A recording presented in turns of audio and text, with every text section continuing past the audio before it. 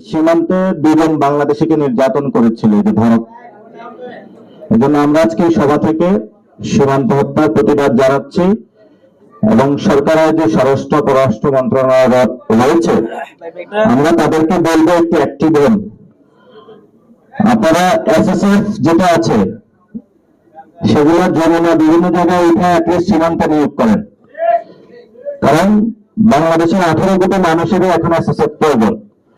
এই জন্য আমরা এই প্রোগ্রাম থেকে সীমান্ত হত্যায় যারা অতীতে শহীদ হয়েছেন, যারা হেনস্থার শিকার হচ্ছেন, আমরা এই প্রোগ্রাম থেকে তীব্র নিন্দা জানাচ্ছি ভারত সরকারের প্রতি এবং আন্তর্জাতিক সম্প্রদায়ের কাছে আহ্বান যে আন্তর্জাতিক যে সীমারেখাগুলো রয়েছে, ভারতের মতন একটি খনি বর্বর বাহিনী জন্ম দিয়েছে বিএসএফ, দ্রুত তাদেরকে বিচারের কাঠ গড়ায় দাঁড় করে দৃষ্টান্তমূলক শাস্তির মাধ্যমে নতুন বিশ্ব, যে শান্তির বিশ্বের কথা বলি, সেই বিশ্বে আমরা প্রতিষ্ঠা করতে পারবো বলে আশা করি। না হয় যে শান্তিমূলক যে কথাগুলো আমরা বলি এগুলো হলো ফুল জোড়া কথার মধ্যে থেকে যাবে।